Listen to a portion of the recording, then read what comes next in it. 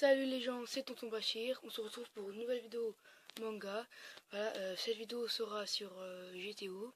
Je vais vous raconter le résumé de GTO. Très bon manga à regarder. Ce manga il débarre. C'est l'un des mangas les plus débarres au monde.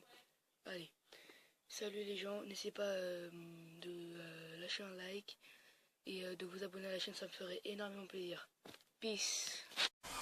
Gui Chicha Onizuka, Gureto Chicha Onizuka en japonais, souvent abrégé en GTO. GTO est un shonen manga racontant l'histoire de Eikichi Onizuka, professeur dans une école. L'histoire de GTO suit celle de Young GTO, Shonan Junai Gumi, suivant elle-même celle de Bad Company, du même auteur, 31 volumes pour Young GTO et un double volume pour Bad Company. Eikichi Onizuka, 22 ans, célibataire et libre comme l'air, est un jeune professeur au passé douteux qui est nommé pour son premier poste dans une classe difficile. Il montre rapidement une vision de l'enseignement totalement décalée avec les pratiques habituelles. Ses réactions anticonformistes et directes, souvent humoristiques, sont l'axe central de cette série. Il va évoluer avec cette classe, dont la spécialité est de faire craquer moralement la professeure en tentant de la rallier peu à peu à sa cause.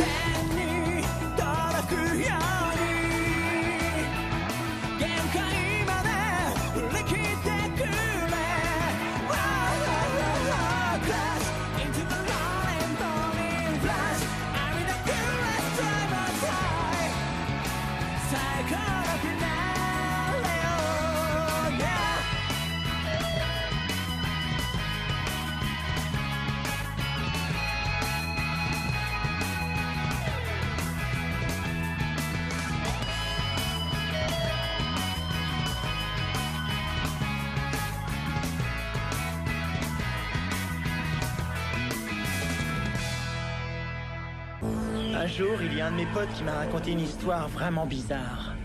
Un truc étrange. Il connaissait quelqu'un. Enfin, on lui avait dit que dans un restaurant assez connu, on servait des raviolis qui étaient fabriqués avec de la chair humaine. Comme c'était pas le genre à se laisser impressionner comme ça, on l'effrayait pas pour si peu. Il se dit, c'est des conneries, j'en ai rien à foutre. Eh bien, il acheta des raviolis dans ce resto. Mais après, alors qu'il était en train de rentrer chez lui, il sentit comme une présence derrière lui. Alors il se retourna. Mais il n'y avait personne derrière lui. Alors il réfléchit et se décida à ouvrir la boîte de raviolis pour vérifier au cas où. Ah, et c'est alors qu'il constata avec stupeur qu'un des raviolis avait tout simplement disparu.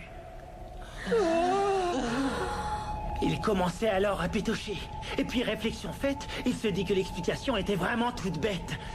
Qu'il devait manquer un ravioli dans la boîte depuis le début, tout simplement. Mais, à nouveau pris d'un doute insidieux, il voulut vérifier et souleva lentement le couvercle. Et là, il constata avec effroi qu'il manquait un autre ravioli dans la boîte. Fou de terreur, il courut pour rentrer chez lui aussi vite qu'il pouvait. Arrivé là, il reprit son calme et se décida à jeter un nouveau coup d'œil dans la boîte pour vérifier. Alors à ce moment-là, ses yeux écarquillés découvrirent qu'il manquait encore 3 raviolis de plus à l'intérieur. Ah! Pris d'une terreur panique, il se mit à hurler comme un damné. Vite, il referma la boîte. Et puis de nouveau, très lentement, il saisit le couvercle pour le soulever. Il n'a plus rien. La boîte était totalement vide. Il n'y avait plus un seul ravioli au fond de la boîte. Alors, par les dragons de l'enfer, comment était-ce possible? Dans un état de transe totale, il ouvrit encore une fois la boîte. Et c'est alors